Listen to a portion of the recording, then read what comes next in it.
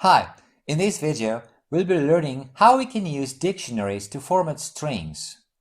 We can use dictionaries for formatting.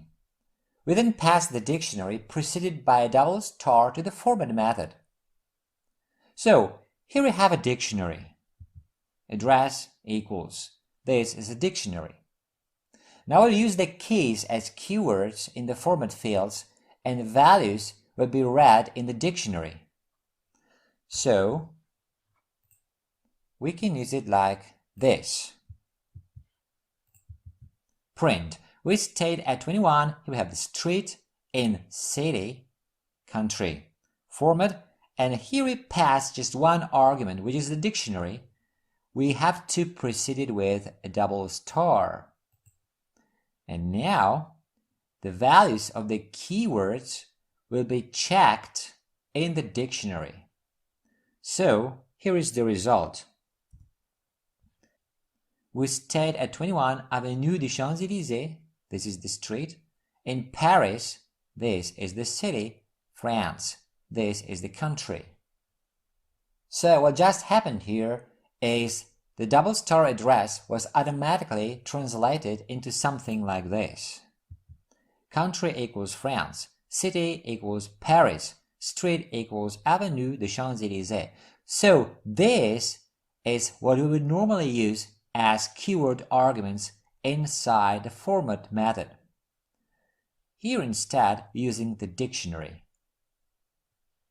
Okay? Now, alternatively, we could just pass the dictionary to the format method without double star and use the keys directly in the format fields, like so. So the difference here is that we're not using the two stars over here, but now we have to use the keywords directly over here. So this is just one positional argument, so it has the index 0. This is why we have to use it here and here and here. And this parameter corresponds to this dictionary.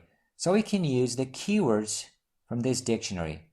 So the element with the keyword street in this dictionary, the element with the keyword city in the dictionary, and so on. And we get the same result. We can also create a dictionary containing all local variables available in the current scope. Such a dictionary is created by the function locals. Have a look. Let's define two variables in the local scope. Text equals hello. Number equals 10. And here we can use the locals dictionary and it will print the element with the key text. So this variable. And so it does. Okay, that's it for this video. If you like it, a thumbs up would be great. Also, make sure to subscribe for future videos. If you want to leave a comment or ask a question, you're welcome to do so. Thanks for watching.